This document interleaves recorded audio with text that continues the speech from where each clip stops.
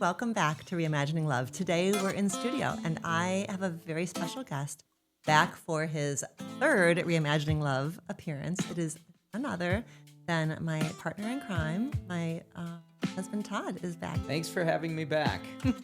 Hopefully the third time will be the charm. We're so official today. We are like literally in the studio. I'm having an Oprah This is moment. my first physical studio appearance. So thank you for having me. Thank you for being a yes. So this conversation is inspired by a show that you and I are both enjoying, which is Nobody Wants This with Kristen Bell and Adam Brody. And season 2 just came out, and we've only watched half of the season. So really, we're in no spot to even give spoiler alerts, and we're not going to give spoiler alerts. Are we? No spoiler alert. But we are going to talk about the themes in the show, which are the way that their relationship bridges a faith difference. And interfaith relationships, I think, are not, like, I can only think of Keeping the Faith, which was a movie that you and I both loved back in the day. Very good movie from the early 90s, maybe? Mid-90s? Were we dating when it? Oh, for sure. Yes. I don't remember. I think it was before we got married, though. I don't remember. We could look it up. But that was a sweet show about their... It was a movie, yeah. A movie Yep. that was covered their faith difference. Yes. And Very reasonably effectively, I thought. But very similarly to Nobody Wants This. Right, with a Christian woman and a Jewish man. And a rabbi, both rabbis. Why it's maybe a subset of things in terms of what's relatable, because rabbis have very different roles. Right. Public facing and more pressure to sort of conform to certain expectations. Right. So it's interesting that they both use that vehicle to address that issue. And I can't think of a necessarily a obvious third candidate where it was a non-rabbi situation. And it's interesting that in both of those, both Keeping the Faith movie, Nobody Wants This show, and our relationship, the woman is Christian. And right. Nobody's played with it the other way that we know of. Not in the TV and movies. Some good Real pop life. culture. Yeah, well, no, I mean, there's some pop culture references which we can get into, but like Alex Cooper has been very vocal about marrying a Jewish. She's the podcaster. Call her daddy call. She's been very vocal about being married, what it's like to be married to a Jewish man, and she actually had a great. I don't know if it was. I only saw a clip because I watched some of her, or quite a bit of her content, but not always straight through. I don't know if it was on a podcast or on an interview, but she was quoted or is like very public that she said she wishes her mom sat her down when she was little and said, "Marry a Jewish man." So she's been very vocal about it. Is Alex? She is not Jewish, and her husband Matt is Jewish. So and same thing. So it's dated another a lot Christian, of non-Jewish people. Right. Same Oh, you're saying like when the man gender. is I Christian see. and the woman yes, is Jewish. I see. No, I don't think. Well, there's lots of that, but that's way back. Like the way we were, or some of these movies in the 60s, right? That was Jewish woman. I don't remember the movie well enough, but I know that was a sub thing of that, and there were a couple other ones but more longer ago. I can't think of any recent examples. Okay, put a pin and call her daddy because yes, I blew that. If that's the same gender. No, that's okay. But put a pin and call her daddy because that idea of wishing. I was talking about non-rabbi, I guess. Yeah, right. Non-rabbi, but interfaith. Rabbis. Yeah, but when but in the like that point that Alex Cooper made of wishing that her mom had told her to marry a Jewish man, I think that also plays into our story. So I'm putting a pin in that, and now I want us to tell our story of our faith difference, of kind of where we started and where we ended up. Okay. So, so you fell for me. Yeah, I did. First. Yep, and then I fell for you. Yep, second. And then, so we were distant, kind of semi-distant second. Yeah. Yeah, not too long. It took me a moment. A handful of months, sure. And then, but in my memory, we were talking about our faith difference from pretty early on. Yes. Like we were dating. So we just timeline wise. Not in the context of a dating relationship, but in the context of a difference between us. Is that what you mean? Yeah. Yes, I do mean that. Yes. Mm-hmm. That is true. And we were having conversations about this really from the beginning. So we met, we were listen to Toddcast number 1 tells more of our story. So we're not going to of do the deep dive into the total history. But we met freshman year at University of Michigan Yes. across the hall. Yes. And we were dating we were hooking up. April. Yeah, April of freshman year. Yes. And then we were a couple fall of sophomore. October. Sophomore. And, So a year and a month after we met. Yep. Yes. And then on and off, as we talked about in Yep. podcast. We don't have to do that again. We don't have to do unless that again. You'd like to, Nope, sure. I do not. Yep. Okay. And then serious enough by the end of college that we applied to grad school strategically to try to be together. Yes. So talk to us a little bit about like what stood out to you in the beginning about our faith difference, and like how were you thinking about it, and what did it mean to you? How much did it matter to you?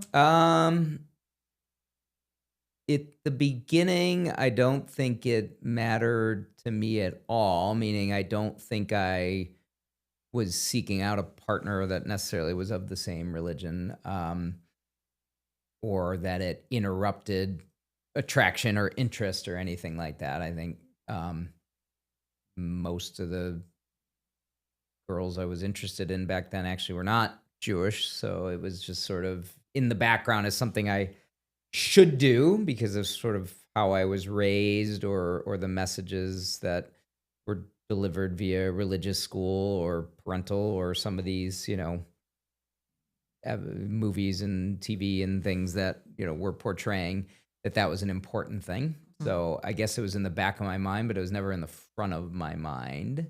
And it just felt like something I didn't really have a lot of control over. Mm-hmm. As you would say, the heart wanted what it wanted. The heart wants what it wants. Yes, I like to say that. So yeah, it did not deter me from becoming interested in you or pursuing you.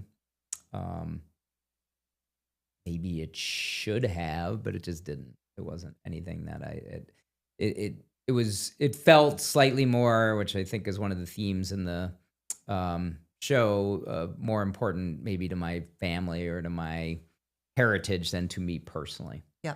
It didn't feel that important. There were pieces of it that felt that important to me personally, but not that per se. Yeah. I think it was neutral for me. Mm-hmm. And if anything, I think it was somewhat enticing. Like, I think the difference between us was like enticing. Like, I didn't really understand. Like, I don't know if we told this story in the first podcast, but like I saw you come out of your dorm room freshman year in a suit. Mm-hmm. And I was early on. It was like a week and a half or 2 weeks into school. Right? When we were like truly just like getting to know, we were like acquaintances becoming friends. And I was like, Correct. Why are you so dressed up? And you said it's the holidays. It's the high holidays. Right. No, it's the holidays, you said. Probably said high holidays, but maybe not. I might have just heard holidays because what did I know from high holidays? Right. And I was like, Todd, it's not Christmas. Like, what do you... And you said, it's Rosh Hashanah. I'm going to Rosh Hashanah service. Mm-hmm. I really had no idea what that even meant. And you really were like basically the first Jewish person that I had met. And I think for me, coming from the community I came from, everything in college was like this like fascinating cultural immersion. And I was so excited to meet people with different backgrounds and different stories. And I remember like friends on the dorm hall used to like call me like a sponge. Like I was like sort of sponging up all of this. Yeah, like, we were in a very melting pot of a floor, which was nice. Mm-hmm. Going on, a lot to learn. Great. Yeah, why you go away to school, I think. Right, for sure. Mm-hmm. For sure. So it didn't, if anything, it was just sort of like intriguing. I don't think I was necessarily intrigued the same way, yeah. But I don't think it factored into how I was thinking. Yeah. But I like you, and I didn't really think about the rest of it. Yeah.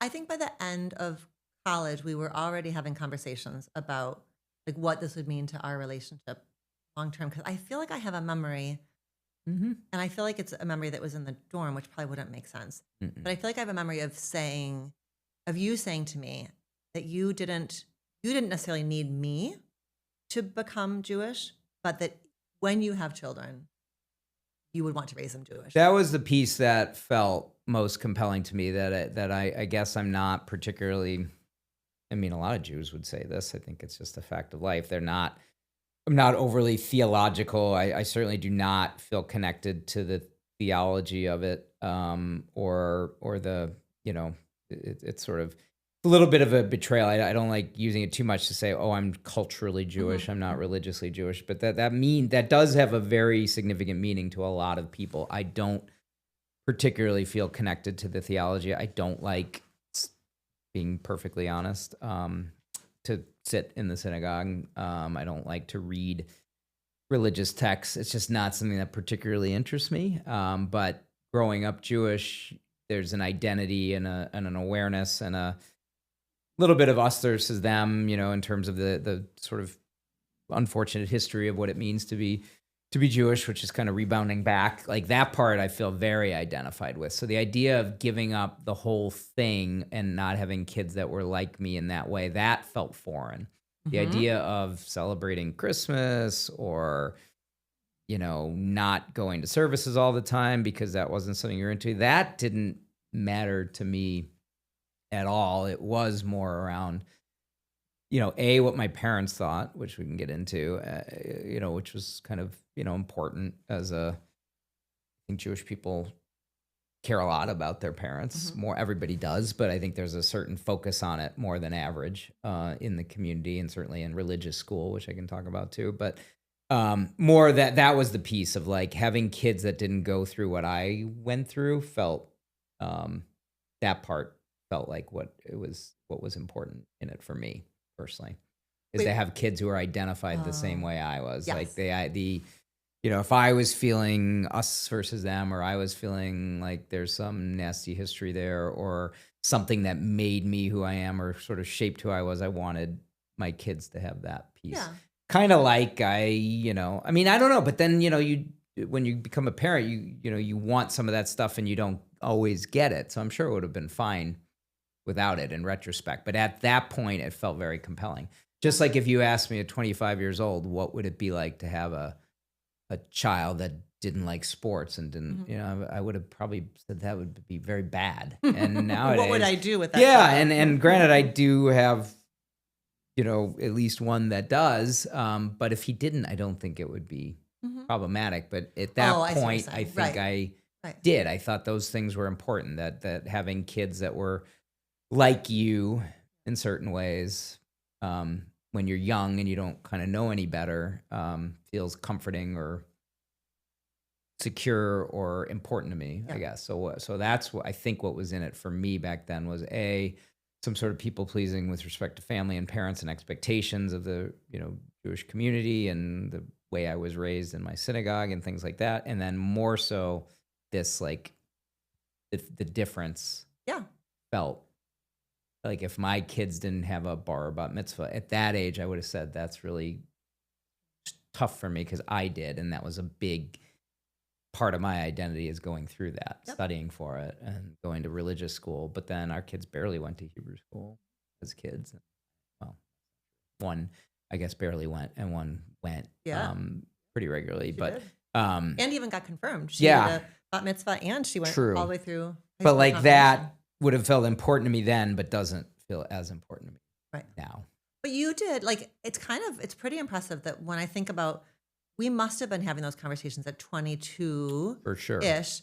And you conveyed it to me in such a way that I really got it. Like I got that you did it. Like I was able to kind of cross that bridge and understand from your perspective what it would feel like for you to have a home with a wife and kids with a Christmas tree, or with those things weren't like, they just weren't, you needed to have a Jewish home. Like that was just a part, like that felt important. You conveyed the importance of it. Right. And it was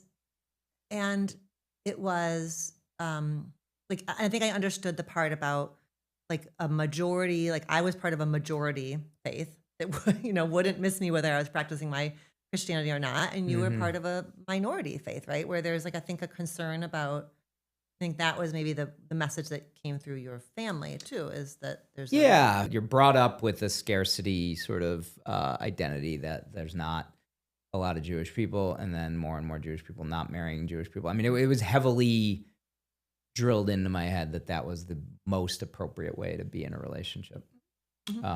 And that part I don't necessarily like or agree with. Because it's fear-based. It's fear-based, yeah. And it's just sort of, the whole point is to practice the way you practice, and you can keep, the community alive in other ways, whether you're married to somebody Jewish or not. I mean, think about, in some ways, what we've done is, that's even, more, right? I brought one in, so it's just kind of funny. It's just kind of a funny thing. And it's based in a belief system that isn't just for me. I mean, I think it's like, because I think Orthodox folks would probably not consider you a real Jewish person. Because you and Orthodox people, I was looking at the numbers to get ready for our show.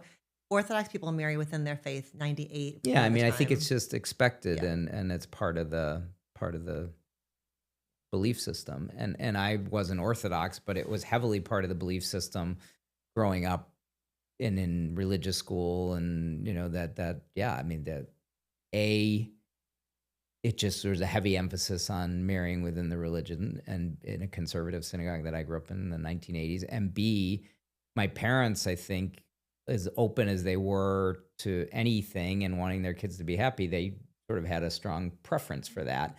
And parents in the, at least the Jewish upbringing I got, I mean, that's everything. That's like, honoring your parents. Yes. I mean, we used to sing. I mean, this is so stupid, but we used to, like, because you had music time in Hebrew school when you were little.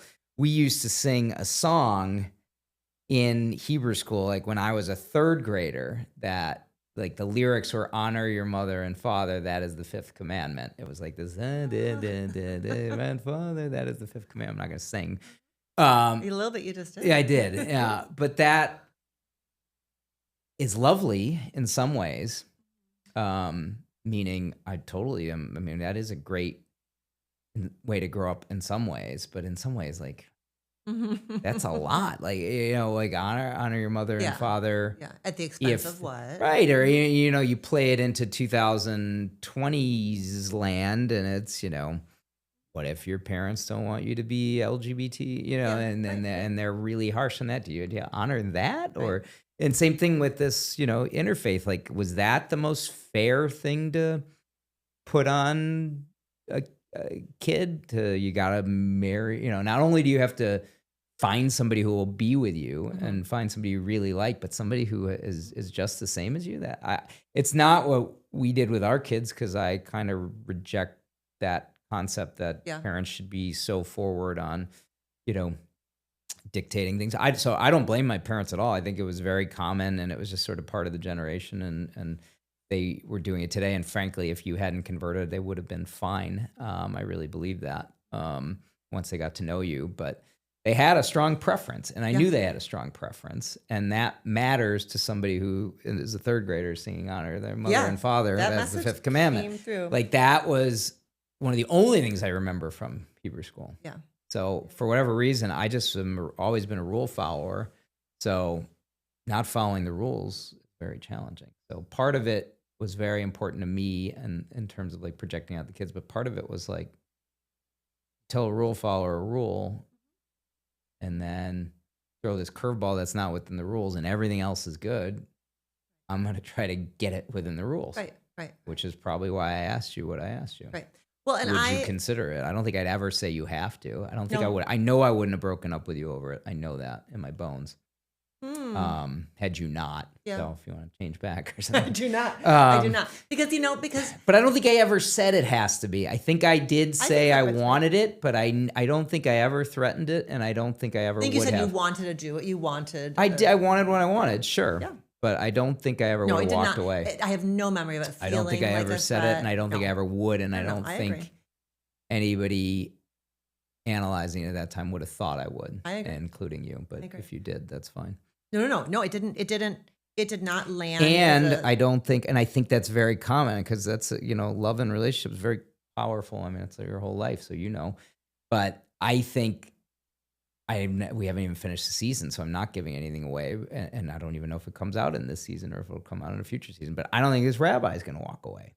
either. Mm. In his bones, I don't think he could walk away. Yeah. I think what came when that was your framing of it, it was actually like it felt really clear to me that if you were raising, if it felt important for you to introduce whatever future, I remember like having this image of like these kids, like we would talk about like our kids, and they were like years from being born. They were like kind of fuzzy, like on the horizon. Like we were having conversations and making plans for these people that we didn't even know who they were going to be. But I remember the image I had of like, if you were going to raise these kids Jewish, then I for sure would also be Jewish. Even if I was going into the synagogue with you, but not Jewish, that wouldn't have sat well inside For of you, me. yeah. For me. Yeah. And I think that for me, when I think about like, why was that so clear? And I think it's because coming from a blended family, I think there's so many things in my family that felt like I'm kind of here and I'm kind of here. I kind of belong here and I kind of belong here. My mom has a different last name than me. My brother, I have half brothers and step brothers and full brother and stepsister. And so I had this kind of like blended, fragmented family. And there's something about like, if I was going to create a family with you and we were going to have kids, I wanted it to feel whole and I would want to feel part of whatever we were going to be introducing them to. Yeah. So that was like, there was like that family of origin piece for me. And then I think alongside that, I think temperamentally conversion really suited me because it was like standing at the bottom of a mountain and being like, there is this entire thing, this world of Judaism that I know very little about. And I get to climb it. I get to like learn this whole world. And we found very early. So we graduated college, moved to Chicago. You started law school. I started grad school at Northwestern. And we very quickly found this Reform synagogue in Evanston with this rabbi who, how old was she? She was probably in her young 30s at the time. Yeah, she was probably low 30s, if I had to guess, yeah. And she had big, dark, curly hair and Rabbi Eleanor Smith. And she was like such a role model to me, feminist and brave and smart and kind. And so the idea of like going to services with her and learning with her and being part of the world that she was creating within her synagogue, I was like, where is the dotted line? Like, sign me, and I was thinking about we signed up for a class called Judaism 101. And we would go together to this class. It was for interfaith couples. Right. And it wasn't even a conversion. It wasn't a part of the thing? Okay. It was. Oh, that's right. Yeah. It was just like premarital or something. It was couples class, but it was premarital. But very much about like, we did like a class, like we would like learned about holidays and tradition. It was like basic Judaism, foundational stuff. Yeah. And we would go after to Barnum and Bagel, eat matzo ball soup. Rest in peace, Barnum and Bagel. That's right.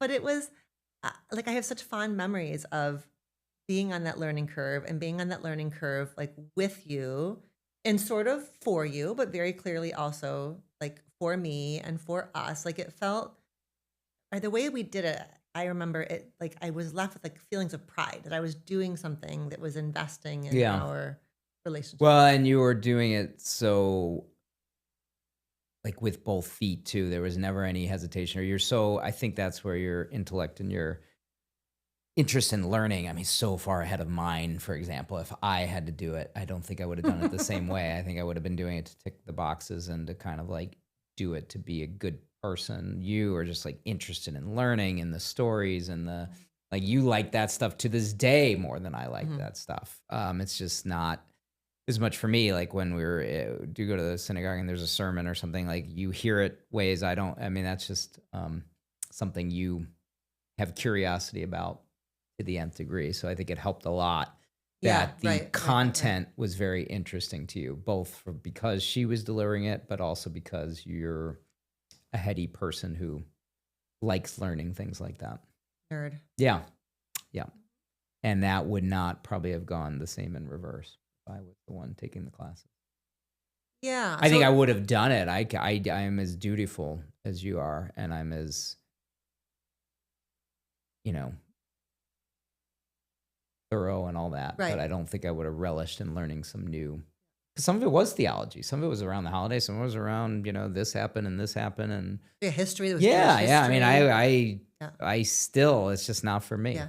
American history, any history. It's just not something I have a brain for or like learning or like hearing about or can easily transport myself to have feelings about. It's just not, I don't watch movies about history. It's just not my thing. Yeah. And then remember, but the fact that it was kind of your thing was very good. Yeah. It helped a lot. That makes sense, right? Because it wasn't, there was never a time where I would have like said something like, like guilted you or been dragging my feet. Like it was very much on my own. Oh, for sure. In fact, when we finished, not even close. It was like actually something you liked doing. Yeah. And the rabbi was like, because the rabbi she wouldn't marry interfaith couples. And correct. So that was, it was not as far, left, if you will, as many places are today. Yeah. It was reformed, which is liberal and kind of loosey-goosey by Jewish standards, but it was all Jewish. There was no interfaith couples at that synagogue. And so I remember like the curriculum was to do this Judaism 101 class and then meet with her 3 times. Right. And then go to the mikvah. Right. Which we can talk about in a moment. But I was like, okay, so I did the 3 meetings and then I was like, and now can we like, and then 4th meeting? Yeah, I learned how to read Hebrew and like I would like go for like weekly, God love her. I'm sure she had a million other things to do besides sit there and keep working with me on the language. Yeah. It was, but no, I think I don't think the point of this is necessarily to tell our own personal story rather than comment on kind of what somebody else would be facing. But I think the level of commitment by you was critical to making that work. Like that I think is like, imagine that. But then there was commitment on both sides, just in different ways, just sort of different times. But like, that's the thing about a relationship, right? People say, well, you're at a tough time, I pick you up, you're at a tough time, but like, that's a pretty big thing to ask. And not only did you do it, but you did it, like it became the center of your existence and this thing you actually look forward to. Made it my whole personality. Yeah. But do you think, but you're not saying that a couple has to do that. You could be. No, I'm just saying, Yeah. the reason it works so smoothly is because you really threw yourself in. Like, I don't think a couple has to convert at all, but if they do, it probably goes better when somebody selflessly dives in like that. And then it was like, this is something I'm interested in, as opposed to, rejecting the concept while still doing it, I guess. Yes. When let's talk about what other. Right. And kind of begrudging. And I think that's what came up in the show is she's like, I'm doing this, but just for you. Like, I can't. And that's probably, there's part of it that I think is okay. I think we do stuff for each other all the time. That's just for you. So I think it's actually a very fine thing to do, but not for certain personalities. And I think the character of Joanne is one that probably needs to do it when she's ready to do it. I think 100%. other people would do it just for you. She's not a just for you person. No, and I think she's very self-aware about that in the show. I think that's what makes her so endearing. Her and her sister kind of know they're a little bit messy, and they know they're, and she's trying to improve. Maybe the sisters, not yet, but I think that's what makes them kind of fun. Is they're kind of a mess in some ways, but they're aware they're a mess, and they're not, trying to be what they're not. Yes. So like for her to be bold and say like, I'm not ready to do this for you. That's a big thing to say, but it's very honest to who she is. Like, I think she wouldn't do a great job at converting when it's not. No, she'd be on resentful. her terms. She'd be resentful. Right. And I don't think you would have been in that point. That's what I'm saying is there's just like a different, that's what made it so easy for us. Cause I could imagine conversion is kind of potentially a bumpy trip for some people. It was not for us. Right. I think it also helped that both of our families were in support. Like for my mom and my dad, there was no struggle with me converting, or very little that I ever certainly heard nothing. about, because I think that was like largely like they really saw you as a good partner for me. Like they felt good about our relationship, and I think they're sort of more hands off. They didn't really like weigh in on many of my choices at all. Right. They ever let in you my do life. your thing. Yeah. Yeah.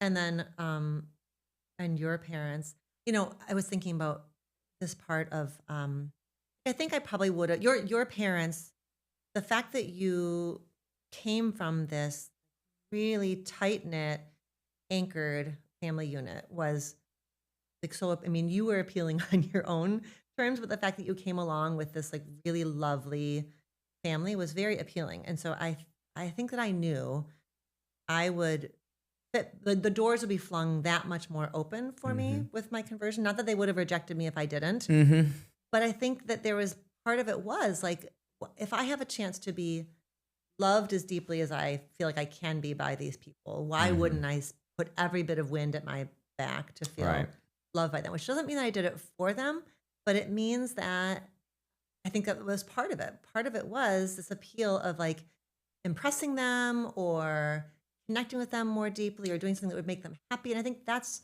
okay sometimes, right? If that was all the motivation, that wouldn't have been any good. But there was a part of it. No, I think that's very valid. And I think that's very valid in any relationship or for any reason. Like everybody has a desire to be liked and accepted. And if that felt like some easier way to,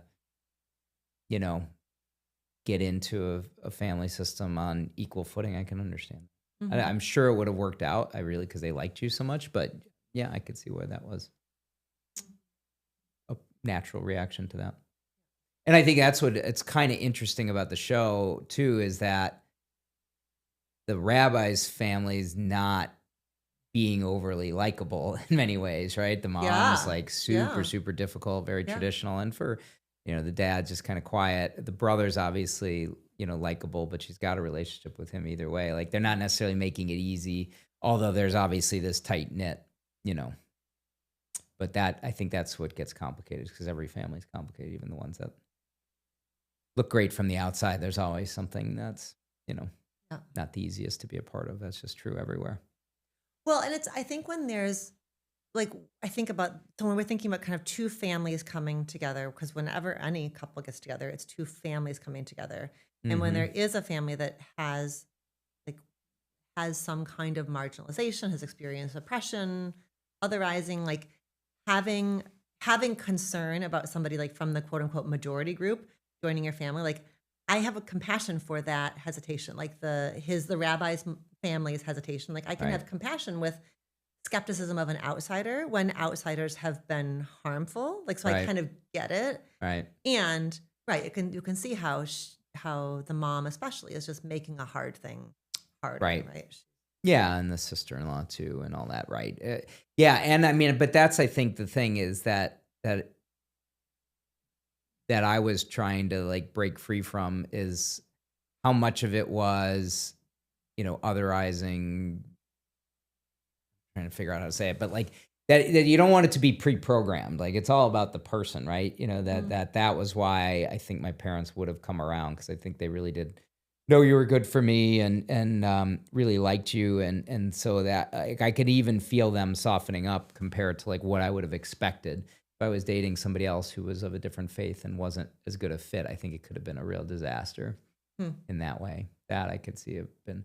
And I think that's, the show maybe isn't playing into those themes quite as much, but I think they are into, it's just sort of the rigid belief, but they're not necessarily trying to get to know her. Although in the second season versus the first, I think that's the nuance, is that they're spending more time together, and the sister does seem to be the sister-in-law. Right. Sister-in-law Esther as well. Yeah, Esther seems to be kind of warming to her and her sister a little bit. You can sort of tell in subtle ways, which is interesting, because I think it's easy to assume this is not something you should support, but when you get to know the people, that I think I'm just kind of a big believer in that part. Yeah. Okay, well, I want to hear you talk a little bit about, like, I think another parallel between Joanne and Adam's story and our story is not just like the interfaith element, but the fact that their family systems are quite different, right? Where Adam comes from this and Brody is the oh shoot, what is his name? Noah. Where Joanne and Noah, they have the interfaith difference, and then they have the family system difference, like the kind of like capital C difference in Judaism versus Christianity, right? And the lowercase c difference of like non-divorced family system versus divorced, blended family system. Mm-hmm. And that's another parallel to our lives. Like Right. I don't think there's ever been any divorces in your family system. Not that I'm aware of. And there have been Nothing. relatively few marriages that have gone the distance in my, Right. there's Yeah. a lot of divorces in Right. Yeah. my family system. And that's doesn't have to be tied to faith. We're not Right. trying to like make a No, I don't think so. correlation. Jews get divorced all the time, but yeah. But right, it does line up pretty similarly. And I guess I'm curious to hear you talk about, like, when you think about the differences, like the potentially deal-breaking differences that we bring into our relationship. Like that could have been a problem. Like maybe you wouldn't have wanted to marry somebody who had, who's from a complicated blended family. Like how do you think about those differences between us? Which ones have been more impactful, less impactful? Yeah, I mean, it's a very good question. I guess Thank you. Thank you. Yeah, you always have a knack for asking good questions. It's a tough one. I guess what jumps out most to me is, and this might be easy to say because you converted, so the religious difference kind of like Oh, that's true. somewhat got neutralized, although, not with your family. You're the only one who converted. Nobody else did, although they're always welcome. The other differences are vast, I would say. And that's sort of what's funny about being brought up in a way that was so focused on marry a Jewish girl, marry a Jewish girl, marry a Jewish girl, is like it missed all the other stuff when probably the right advice was marry somebody with a similar temperament than you, or marry somebody neat, marry some, or whatever, marry somebody you can live in the same apartment with. So much more important to me in terms of relationship longevity and happiness than anything around the religion, which to those two people might not mean anything to them. It just might mean something to their parents. So it's this like manufactured difficulty in a relationship. Like it was not a problem for me. It was not a problem for you. It only became a problem because we had to go home or because we had to talk to our parents or go figure out holidays and things. Like it's so manufactured. The other ones are real though. Do you think when your parents were saying marry a Jewish girl, do you think they were everybody was? It wasn't even my parents. It was other people's parents. But do you think the assumption was Jewish families are like? Do you think they were trying to was it like a cover for or like a stand-in for like? Oh, I don't know. Maybe is a more subtle. I don't know. I don't know. I mean, yes, it probably was, but that's probably not right. Based on research or reality. I mean, I think everybody likes to think they're the best, right? So probably, I mean, in any facet, right? I mean, like doesn't every U.S. senator think they're the smartest senator, and doesn't the Chicago Bears think they have the best locker room and the best coaching? Like so I think sure, especially given the history, Jewish families kind of band together, and there's such a stress on family and tradition and the cultural significance of getting together and the holidays, and it's not all about religion. There is this kind of like family thing. I'm sure certainly in the 80s and 90s, Jews would probably have said, yeah, Jews are good at doing family. It's very important to them. But there are lots of Jewish families back then and certainly now. And, but even back then, maybe I didn't know because I was a kid that were, terrible things were happening or, abusive or, controlling or alcoholism, even though that was something like, Jews sort of were never known for drinking as much, sort of like a thing as, Jewish families don't maybe. Food is kind of the center of the universe, not alcohol. There were all these sort of myths or traditions, and then you realize, well, wait a minute, if these people are Jewish and he's drinking a lot, like it's I don't know. I'm not maybe making sense with it, but I think the point is that focusing on the religion misses all the other stuff, and all the other stuff is significantly more important. And our religious differences growing up are way less disruptive than sort of the attachment differences in terms of in our relationship, just for one. And I imagine for other people as too, that those differences are way more disruptive or have had larger impacts on us than Yes. growing up in different religions. Yes. And obviously the conversion, like, to one side, because that obviously solves some of it. But even had you not converted, I don't think religion would have made our relationship as bumpy as growing up from families that are two different attachment styles. There are ways in which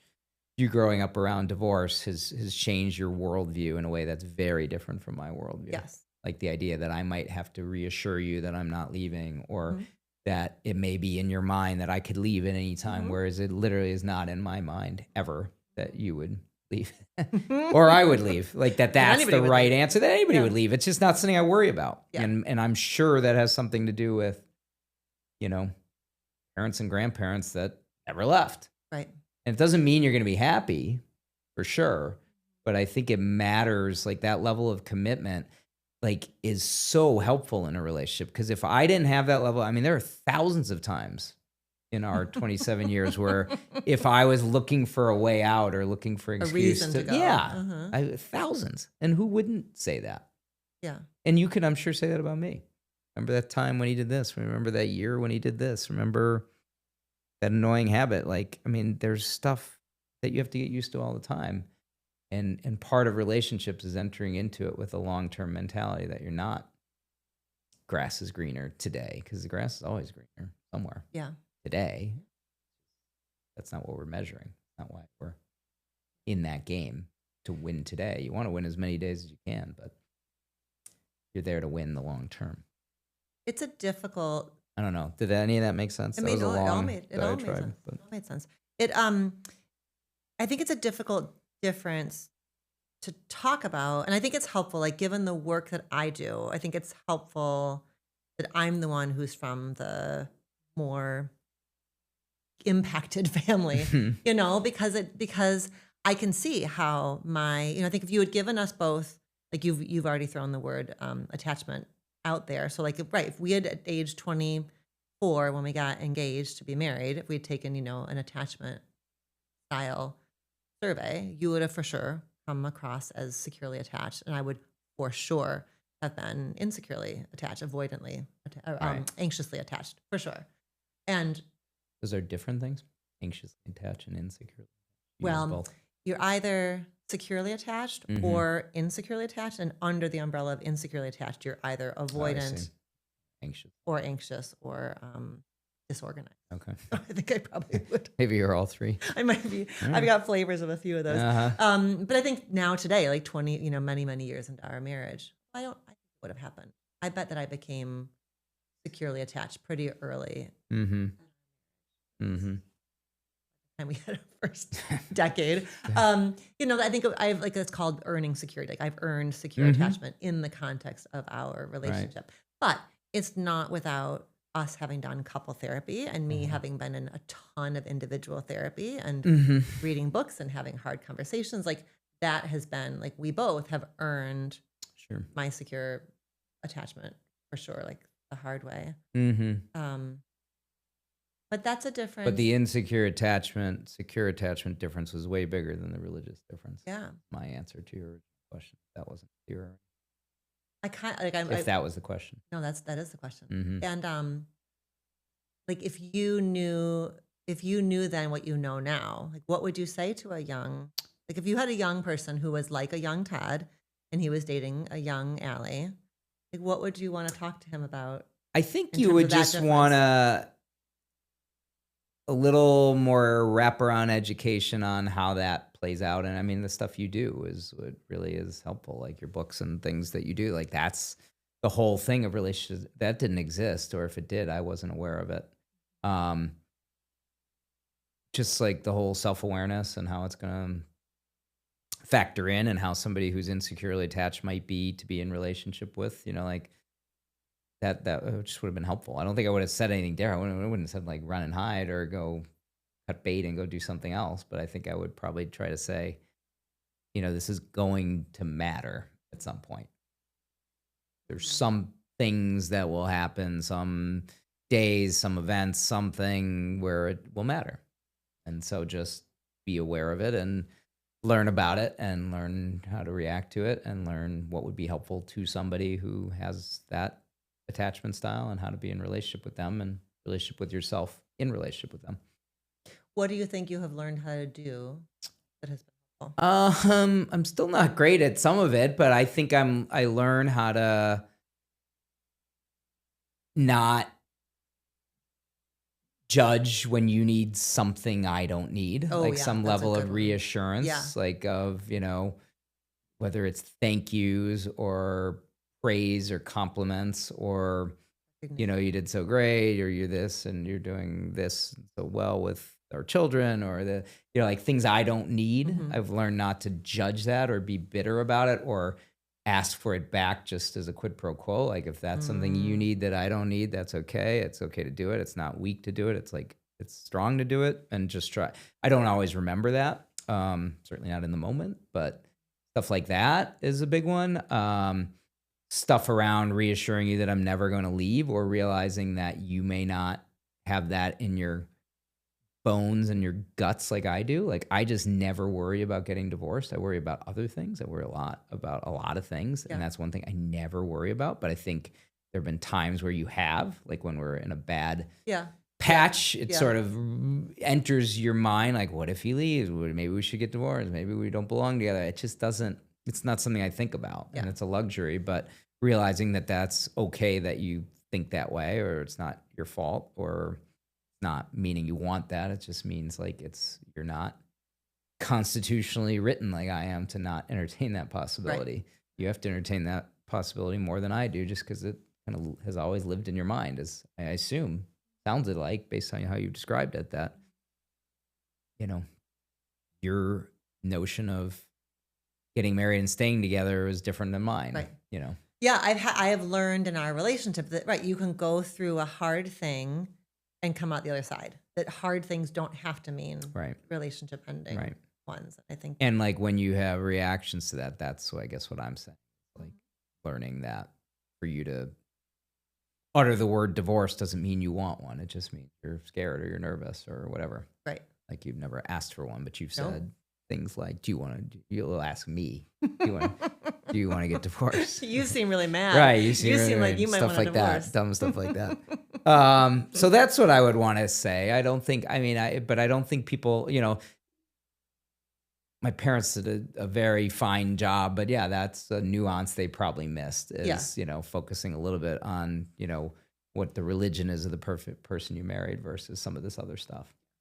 Well, and I think what I would, so like, but they weren't relation. They were 80s parents. They barely, 1980s parents didn't talk to their kids about any of that. I don't think it was my parents. Like, I don't think any of my peers had their parents talking to them about marriage back then. Right. I don't think the concept didn't really exist that that's what parents would necessarily do unless one was like a therapist or something. Right.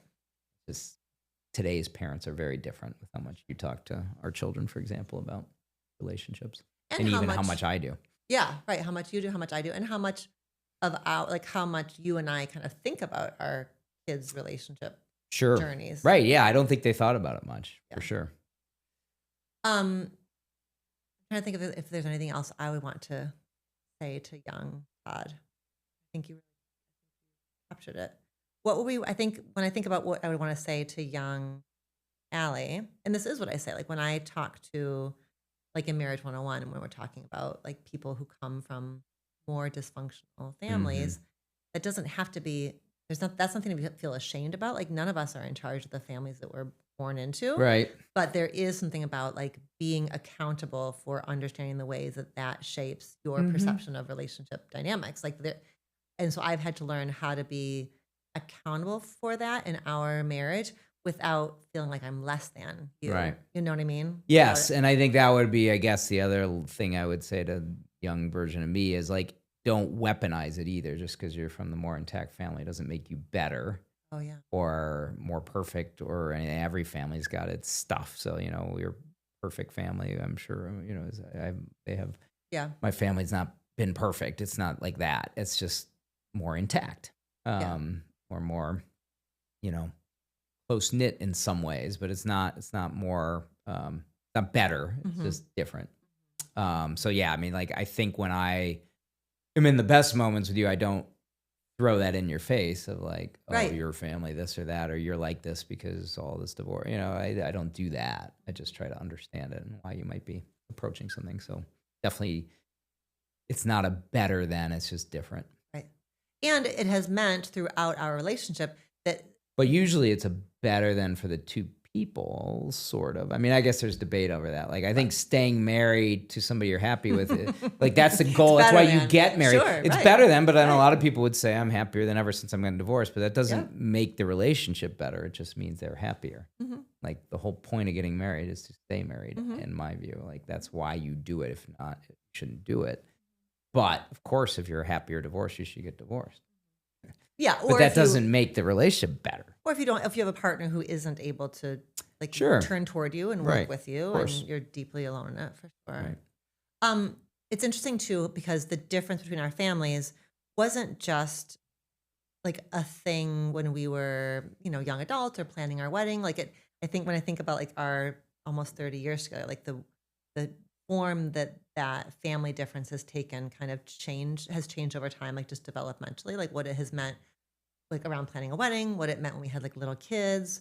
And I think about like what it means now, like as we've got aging, just like aging parents, like the amount of like sort of complexity that we deal with. And the thing that has been steady is the amount of complexity and kind of emotional bandwidth between you and I. Like we spend more time, more cognitive energy, more emotional energy thinking about, talking about, and strategizing about my system, my family system, than your family system.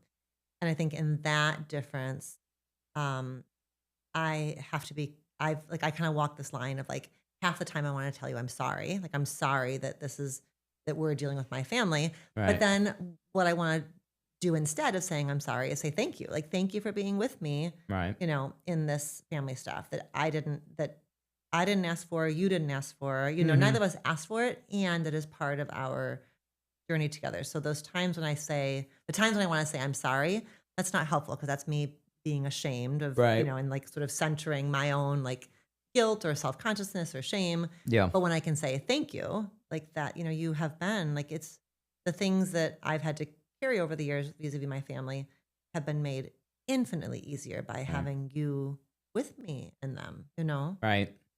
Yeah. I mean, I think in the moments where it's not so immediate or so like in the moment, I think I'm very compassionate on, everybody's got their own set of stuff and whatever yours is, like I'm not too judgmental about that or too angry about it. In moments, for sure, over the years, I've gotten angry, like, oh, this is so annoying, or something's happening that seems tied to something that's outside of your control or that was like thrust upon you. It gets very, activated. But in general, I think it's like everybody's got something. Well, and I think also like another difference so you and I have a gender difference. So as a woman, like it's more likely that daughters have more of that like kind of caregiving, family complexity stuff than sons. And I'm eldest daughter, and now I'm the eldest kid in my family. So I think there's like a few reasons why, right? Like it's not just, it's like a family difference, but layered in with it. Like, you're the youngest guy in your family. I'm the oldest in my family. So I think there's like those differences also that kind of make the scope of my work with my family bigger than the scope of your work with yours. Yep, I agree. It always factors in. I'm looking at my questions. How are you doing? I'm great. Are you having fun? Yeah, I'm having so much fun on my show. Having such a great time. Should we take a few listener calls? Yeah, right. Oh my God, that'd be so fun. Okay, here's something else I wanted to talk. Go to the phone lines. Go to the phone lines. Phone lines are open. I was thinking also. Okay, so what if we imagine? We've talked about like these differences that we've bridged, but specifically when it comes to conversion, what like that process we went through of being aware of the difference, talking about the difference. What our solution to the difference was we collapsed the difference, right? Like I made the difference go away by becoming Jewish, basically. Yeah. And I think in relationships, like there's a million forks in the road that couples get to where they have to make a decision, like either one changes for the other, either one, they decide to accept the difference between them. Right. Like there's like this sort of like tension between like acceptance and change. Right. Like had I not converted, you would have to accept that we're different faiths and we would have Right. to, do it that way. So I guess when I think about the way that we quote unquote like solved the religious difference by me converting in that situation, like you're the guy who, quote unquote, like got what you wanted. Right. And I'm the guy who, gave up something or changed something Right. in the name of love. Right. And I think that's like, even if a couple is not dealing with like a faith-based difference, there's a million ways that comes up. Like city versus suburbs, like West Coast versus East Coast. Like there's lots of these forks in the road where the couple has to like make a relational decision, Thousands. Yeah. Thousands. Hundreds of thousands. So many. Right. If you go to like, we're going to go for dinner. If you go into the small things too, there's hundreds of thousands. Yes. That's true. Millions. Right. That's true.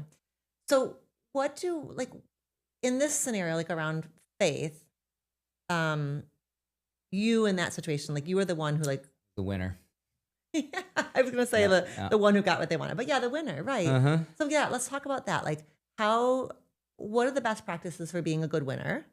What are the best practices for being a good, well, I don't know. Should we use because that we're but right. The one who makes the sacrifice versus the one who benefits from the sacrifice. Yeah, right. yeah. Like who's going to stay home or who's going to take care of the kid or who's going to scale their career back.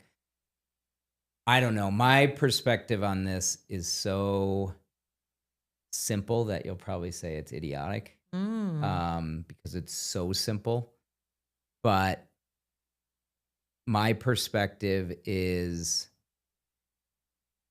to just put one foot in front of the other every day and be the best version of the partner you can be every day. And it all kind of works out. So like,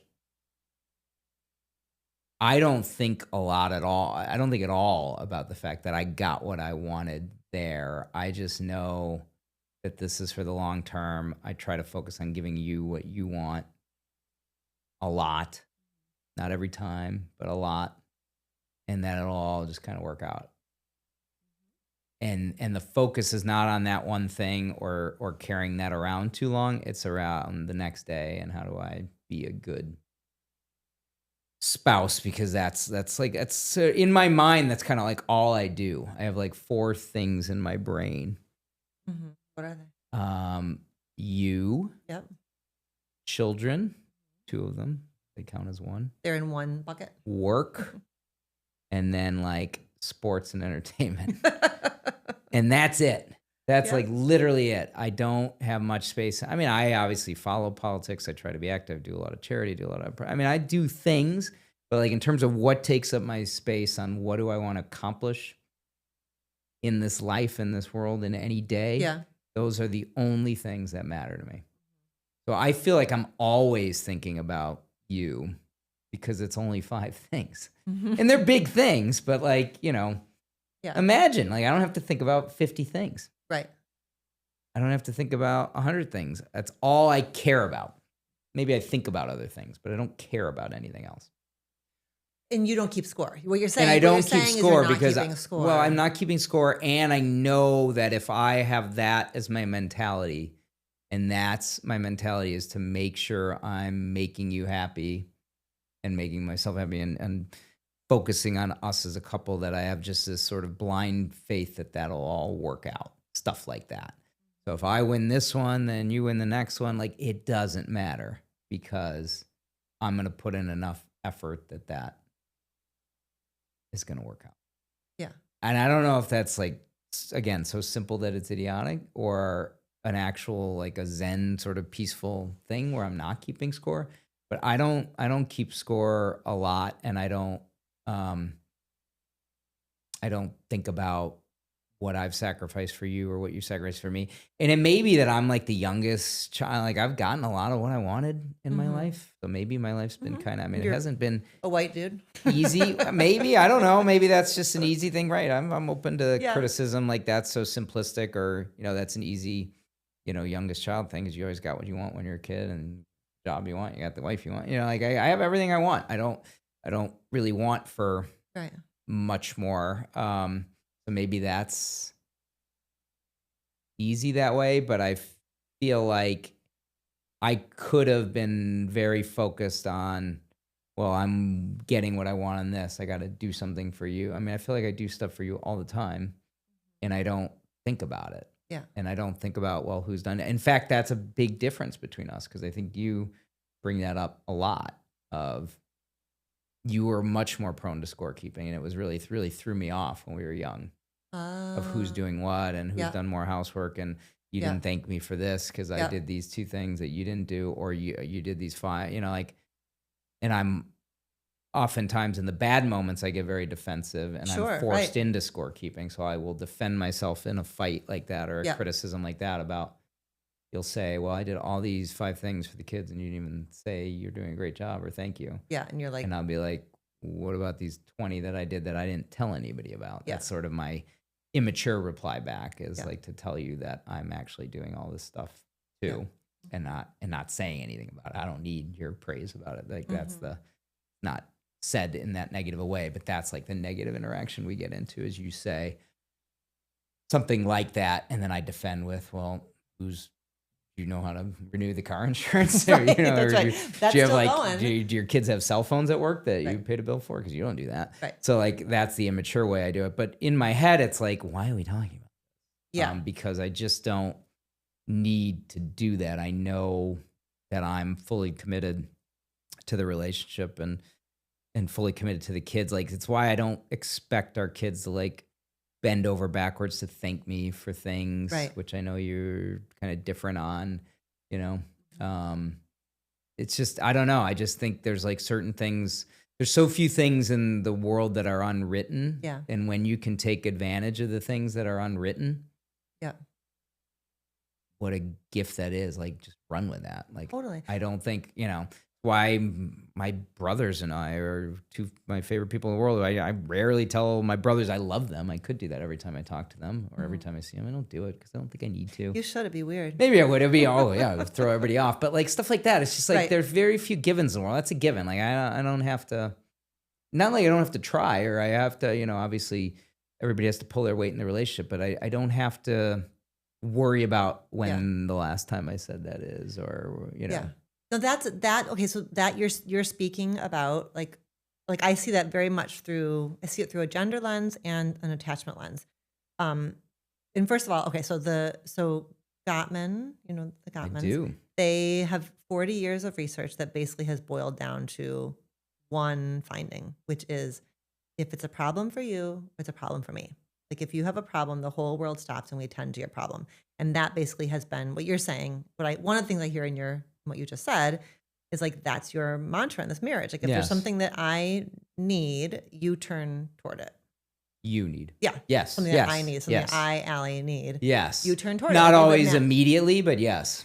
I mean, Yeah. sometimes there's like a layer of defensiveness that might interrupt the ability to turn towards it right away. Or something But I in want. general, Something yes. that I want. Like Yes, something of course. that matters to Yes. I express. Same with the kid. Yes. Yes.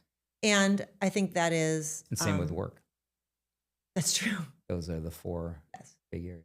Sports is not sports. don't need- I need sports, but sports is There's need no me need back. to. Exactly.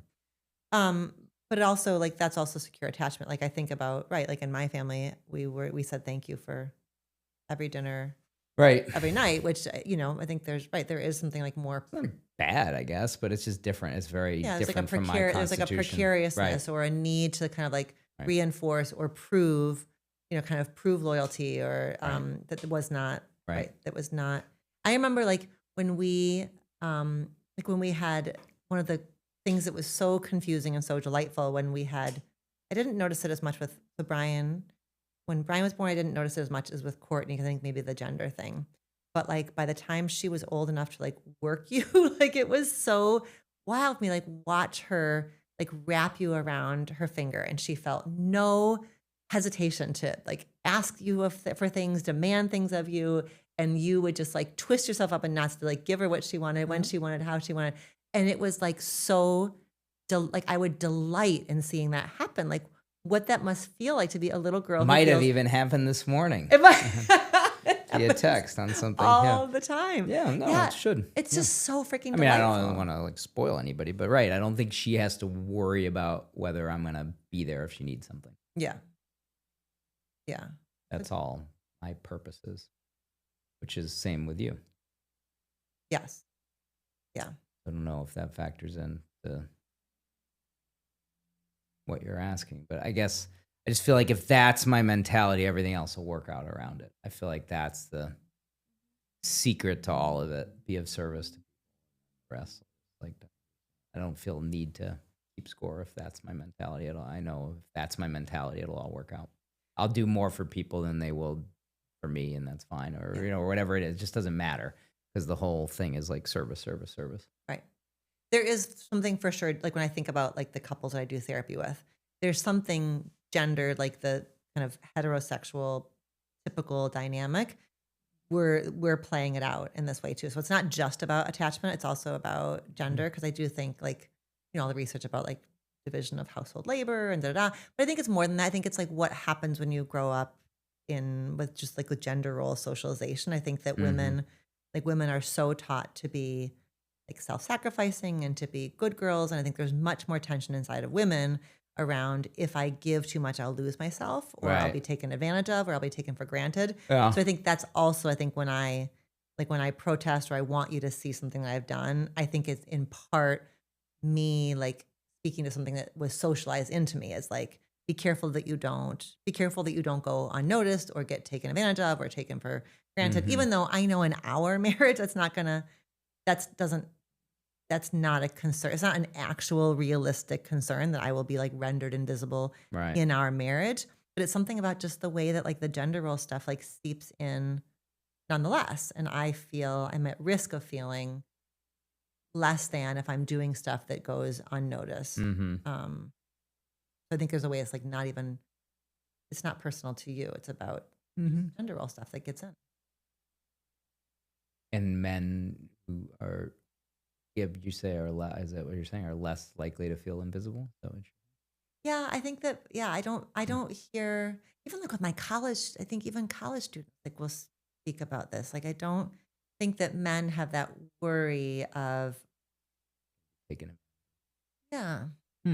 Or that they have to have recognition for the things that they're doing. And sometimes it is that men are just doing less. Right. So there is, sure.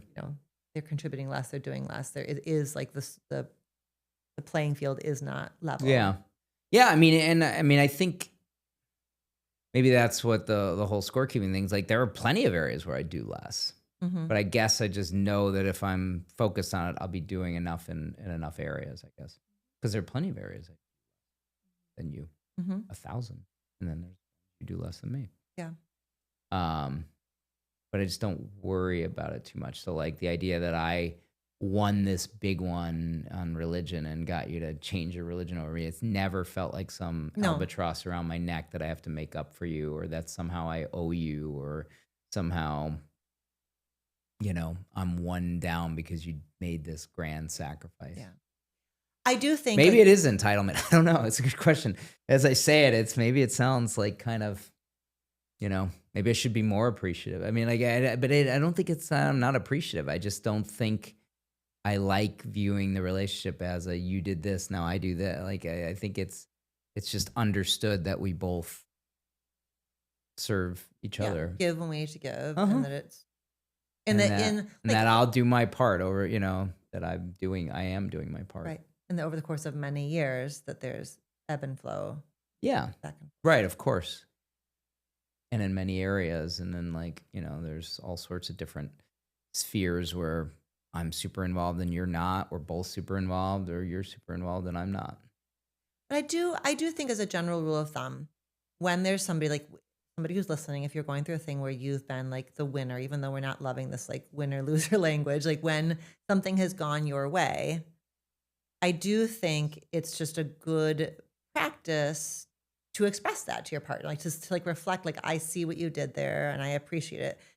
Just to kind of like get just to make sure that it is like, that it's landed and reflected. Right. And to maybe kind of this is too unique to yeah. Like when you, I'm thinking about like, and I think I did this. Like we, another difference between us is around like kind of like spending and saving, where I'm Mm-hmm. more the gas pedal with spending money, and you're more the brake around spending money. And we've done some like, we've had some like tough conversations recently around around just like how we talk about money. And so I feel like there have been a couple of times where I've raised a question or raised something that I want to spend on, and you really haven't given any pushback. And in those moments, I ought to say to you, like, I noticed what you did there. I think so. I Really? mean, it's not. I mean, it's always nice. I mean, believe me, we do that now and again. Sure, it would be nice, but I don't think it's required. I think it's like make or break. I know you appreciate it. Yeah. There's other things you do or ways you speak about it, or I just know you do. Yeah.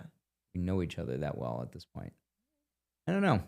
I'm not saying don't say things. I guess because we say things to each other all the time. I guess I'm just saying I don't count or keep a running tally. I mean, there's all sorts of times where I tell you you've done something really good, or that I'm really grateful that you talked to Brian about a hard problem he was having. Like I do that all the time. I just feel like I don't have to keep even up the score. You just do it because it's the right thing to say, or it's in the moment or something. I don't know. I'm not sure if I'm articulating it well enough. I guess I guess it was all coming down to the question of when you asked me, like, did I carry this thing around? I didn't think about it for one day after it was done. Sort of, it was just like, this is what you did. Chose to do it. It's wonderful. I know I thanked you for it, or at the time, but it's like it's not something I have to think about on an ongoing basis. Okay. So then Maybe the other it's thing, like catch and release or something. Yeah. Well, yeah. Because I mean, I don't think I'm not thankful in the moment. I think I say thank you to you all the time on things, or say how good you did something all the time, but I just don't carry it around. Maybe There is that's what it something is. there is something zen about that. Like I remember reading about like the Dalai Lama, that when he's happy, like his whole face like lights up, and you can like see that he's feeling happy in every single possible way, Mm-hmm. and then it passes. Mm-hmm. And same thing when he gets sad, like when he hears like a very sad story and he's like weeping, he's fully in the sadness, and then he's like he goes back to baseline. Like he doesn't carry either thing too much, which probably is. I think there's something about like equanimity, like coming back to like a middle, especially in middle something place. like a long-term relationship where it's like one of the few things you can count on, because I don't think I'm that way in other areas. Yeah, like some sports things that are like hard to let Very go hard. of, right? Yeah. And like work things, like something goes wrong at work, might carry it around for a week, or those kinds of things. Or some interaction I didn't like, But in relationships, it's much easier. Yeah, especially these relationships. I don't know. Well, and I guess then, okay, so I guess what we want to say to the person who made the sacrifice, I'm not calling them the loser, but the one who made the Calling them sacrifice. the Jewish loser. Like you are. You're a Jewish loser the day after you converted. That's all I became. Yeah, that's all you did. That's all you did in that day. So for the Jewish, I can't even say it. We probably shouldn't. I don't know. I'm kidding. Edit that out. I don't know why I said that. But you're just to help everyone understand what we're talking about. Okay. For that person to just pay attention, I think there is something about affirming for yourself, like affirming within yourself, like that self-soothing, self-affirming, self-trusting, like this is something I did for the good of the relationship. Yes. And that has to be sourced at least in part from within. Without a doubt. Yeah. I think it has to be, for sure. And I think I say that to myself all the time. I wasn't suggesting that. I was suggesting maybe I don't think it has to be a thing that you wait for your partner to do. Yeah. Yes. I think that is something you could do for yourself. Yeah. And then when your partner says it, that's great too. That's like the frosting. Well, I wouldn't say frosting on the cake, because the cake is not good without frosting. Right. But like the thing was good, and then your partner's affirmation of it is just kind of the bonus. Sprinkles on the frosted cake. The sprinkles on the frosting. Yeah. But I agree with that. I don't know. You're the therapist. I don't know if that's true for everybody, but I do think that is something people should focus on doing themselves. Well, and checking in. Like if my, like, just to use the conversion example, if my whole motivation to convert was to impress you or earn your love or earn your gratitude or whatever, I best not do it, because all I'm doing is indebting you to me forever. And that is not a healthy way at all to be in a relationship. Yeah. So it has to be like, I have to be able to feel some reason that is bigger than just your pleasure in me, or your delight in me, or your appreciation of me. there has to be something more than that. Mm-hmm. Otherwise, it's not a sustainable change, and it sows the seeds of resentment. That makes sense. Okay, this is kind of a right-hand turn, but I feel like while we're talking about differences, we need to talk about the fact that there was a difference between us for many, many years, which is that you were a Swiftie, like a original, like day one Swiftie. Day one, but It wasn't day early one? days. Yeah, maybe a little bit day one. How early? Pretty early. Yes, go ahead. And I wasn't. You And were that was not. like an actual difference It was. between us. Yep.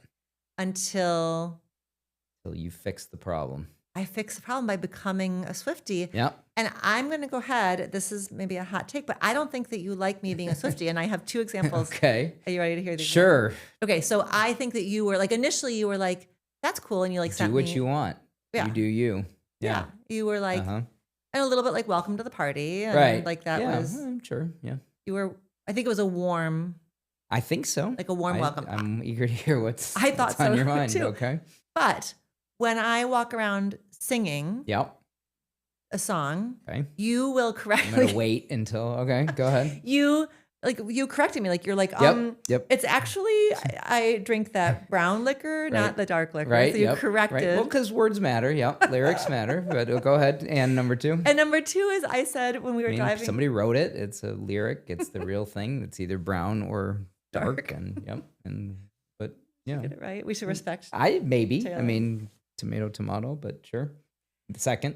When we were driving down to Carbondale, I said to you, Mm. I know what we can do for 37 minutes of the drive. We can listen to the album start to finish. You said, actually, it's 42 minutes. Yes, because it's 42 minutes. So what? That means I don't like that you like the album, or it just 100%. means I'm correcting No. gross errors in your characterization of the lyrics and the length of the album. I think you don't like that I'm a Swiftie now.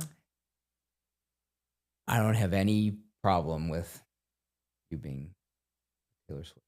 Then why? She deserves all the fans she gets. Then why are you? She works correcting me? very hard, and she's a tremendous artist. And I'm sure she would say there's room at the inn for you, even if you get the lyrics wrong once in a while. And I mean, I don't think I was mad. I think I was just trying to tell you, hey, she's got a few other good songs too, besides these 11, which are, or whatever it is. They're wonderful, but there's other good ones too. Okay, so you are in this moment. I don't have any You're not problem in touch with any deeper feelings that you have about it. I have no. You think it's purely just. I think it's just like you can't. You're a lawyer. You can't dotting I's and crossing T's and then putting a comma where you didn't put a comma. I can't see bad grammar being used and not say something about it. So you missed a lyric. I'm probably going to say, it's actually. I think what the older. But no, I don't think. But the OG Swifties should know is that when you correct a new member, it doesn't feel feel welcoming. Well, I'm very sorry. I'm very sorry. I should have been more sensitive when I corrected you on your misuse of her lyrics. It's yeah. I mean, I think it's a very lovely thing about you. I think, and this is not meaning I was upset you were a fan. I just think people who know you will know this to be true. You're very 0 to 90 miles per hour is all. Like, it was like, well, I don't know. She seems great. Nice young woman, talented, but I don't like Taylor Swift. To like, now everything's Taylor Swift. We're walking around the house singing. So it's just, there's sometimes you take a while to get used to what you're into or you're not into. Like, we watched Nobody Wants This is the current show, but we watched part of the show Platonic, and we watched 2 shows, and you really liked it, and you couldn't stop telling everybody you at Rosh Hashanah for dinner. well, that true too, but at like the next 72 hours, Platonic. You ever watch Platonic? And it was a wonderful, very funny, great show, but it was like, when do we get so into Platonic? So it was just part of me always trying to just be a little, like you said, you're the gas pedal on the brake. Yeah. Let's just slow the Taylor Swift train down. Let you listen to it a few times, resonate, see if you like it. And maybe you listen to more, and that's great. I want you to be a fan, but we don't have to talk about it all the time. Okay. That kind of thing.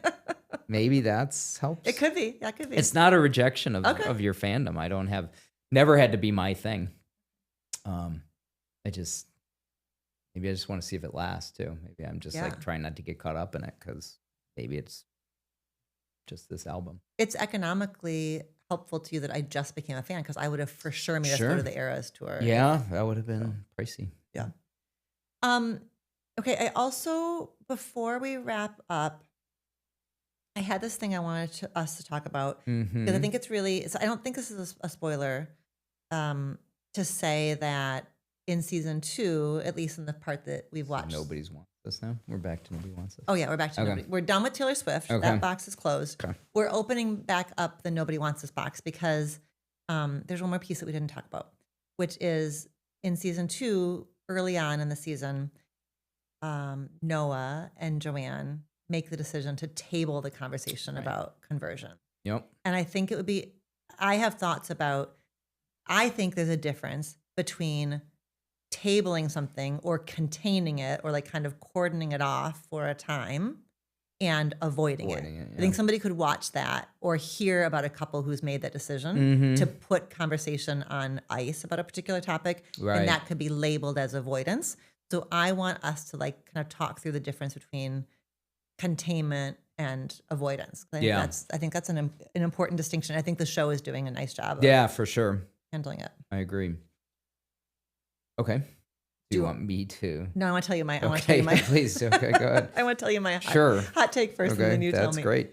I think that we underestimate the importance of things needing time. That time is a variable that can't be hacked and can't be like kind of bypassed. And I think for that couple to sit with the question as big as conversion so early in their relationship, it becomes a different question. Like I think the question itself and the different pathways themselves like are alive and dynamic, and the pathways look and feel different. Like the possibilities look and feel different as the relationship matures, like as time goes, as experience goes, as trust builds, as connection builds. The question itself of like, what should we do with this difference? The question changes. The question is alive. Tell me. So I think that's why it makes sense to contain something as big as that, because it's going to change with time. I totally agree. I think that makes sense. Yeah, right. And containment is not doing away with it and never coming back to it. It means inherently putting it off till there's more information or more feelings. Yeah, I mean, I think in the show, we haven't, like you said, gotten to the end, but I think what seemed nice about it is it was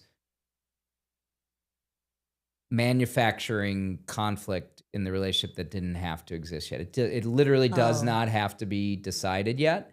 And they're getting along and they're really enjoying each other. And the only time they're having conflict is when they're having this issue between them. So why not table that? And when they encounter it again, whether it's a month, 2 months, or whatever, they probably will feel differently about each other. And all that information seems very helpful in making a decision. Like, I'm deeply attached to this person more than I was before. So while I want her to convert, or my family wants her to, I'm all in either way. Versus, oh wow, I've learned these other things about her and got this attachment issue and these other things. You know, it's not all about religion. And I think they are like starting to explore that a little bit with, you know, her and her sister and like there's a lot going on there. And like the cards, that was a great scene actually. Is that a spoiler? When they like on Valentine's Day, I think it was episode 3, how he wrote her like a 2-page card and she wrote, like Happy Valentine's Day, love Joanne or something like that. And this like need to have, expressing your feelings, and she's just not that way. Like that to me, put their families aside, that's the bigger challenge to their relationship than their religion. And of course he's a rabbi and there's complications in that, so the religion is a legitimate challenge to his career and their relationship. But like, that was why that was such a good scene. Is it revealed like, here's this other thing that actually will be probably more disruptive to how they are able to find ways to live with each other and manage birthdays and Christmas and big events, and when he's all lovey-dovey and needs affirmation, and she's like, right, not for her. No. Well, and on her side, long way around to saying containment I think, a good thing because the information is evolving. Right. The information's evolving. And on her side, like you were speaking to it from Noah's side, and from her side also, I think they're doing something really smart with her hesitation, because they have said, okay, we're not even talking about whether or not you're going to convert. That's off to one side now. And by giving her that space, now she gets to do things like ask to go to the baby naming that he's going to lead. So she gets to kind of like put her toes in the water and learn more, which then as she, like, it's easier to make a decision that as you learn more, as you understand, like you kind of practice being in that space. Like I think about when a couple is like trying to decide whether to have a baby, like putting that, can that question be contained and put off to one side as you do things like go visit your cousin who just had a baby, or, have these other, without a doubt, as you're having these experiences and familiarizing yourself with what these different paths might actually like look and feel like. Completely agree. I think the only problem with containment is if there really is a like clear 100%. commitment, meaning doesn't matter how many babies I need to visit, like I'm not having one, and let's contain that.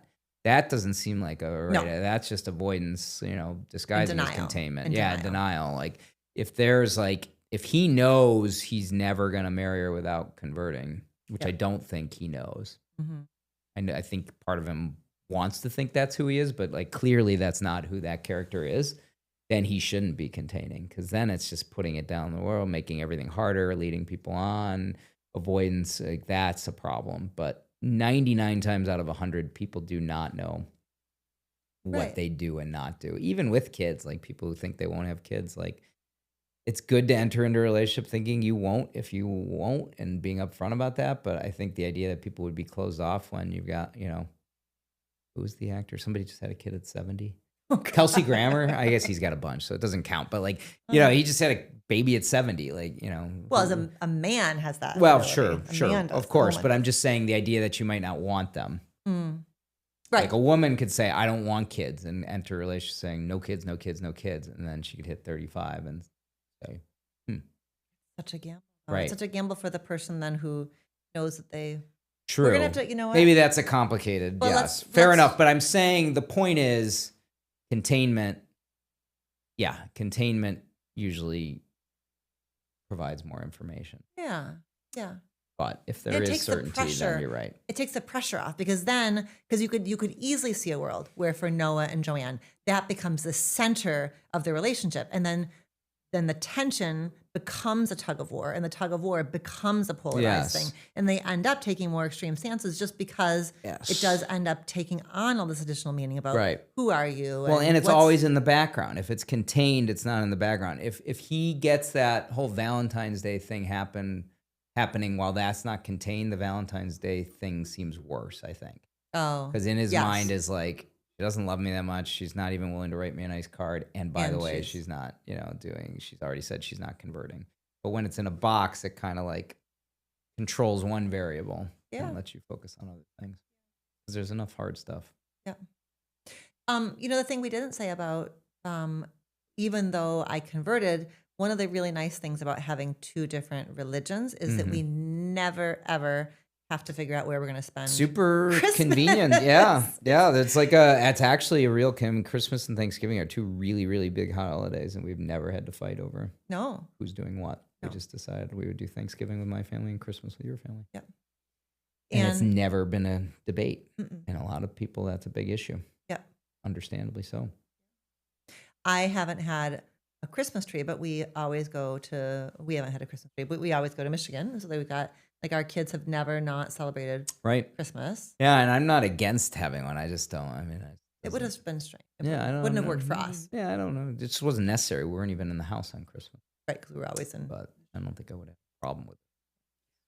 The only the loss for you is that you lost Jewish Christmas. Which That's a big, real winner. Movie. Yeah, exactly.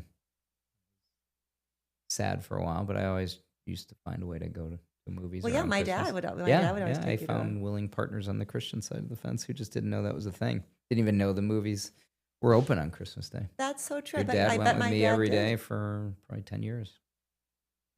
Maybe 15. Yeah. We didn't start doing it right away, but yeah. Right. I bet he never even knew that. I don't think so. I remember the first time I brought it up, he's like, what are you talking about? or or the movie theaters aren't open. I said, oh yes, they are. Okay, Gary, let me show you. 1,000 Jewish friends in there waiting to welcome you. But Christian people go to the movies too, I think. Yeah. Not as much. Well, I think on that note, I think we should wrap up. Okay. Do you feel complete? Feel complete, yeah. Maybe a little harsh on the Taylor Swift dialogue. If I owe you if I offended anyone, including you, I apologize. Very sorry. I don't feel offended at all. Okay, I think terrific. I think Good. it was kind of a sneak attack. You didn't know I was gonna call you out for. Yeah, and I don't think I was trying to be unduly harsh. I just think it's been at it for a lot of years. That's all. A lot of years, a lot of good songs. And I've had embarrassing moments. Like I'm thinking about when we were at a wedding of a member of my team, Sam, and her husband Spencer. We're at the wedding, and all the girls are on the dance floor singing. Yeah, you didn't even know the what's the words. song? Cruel Summer. Cruel Summer, Yep. and they're all doing this like very girly. Mm-hmm. But then what did I do? I You downloaded learned that the song lyrics, and yep. I learned that song. Learn so I was that ready song now. The next time. for the next girly circle I'd be part of. Yep, exactly.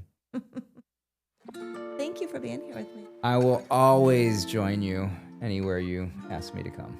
Well, I love that. And you asked, so I said yes. Thank you for having me. I'll tee up that actually we're going to be back in the studio and not too long from now because I've got you already on the hook for another episode. Say yes again. You will? Yep. Right here. Yep. All right. Thank you so much, everybody. Thanks for having me. Thank you.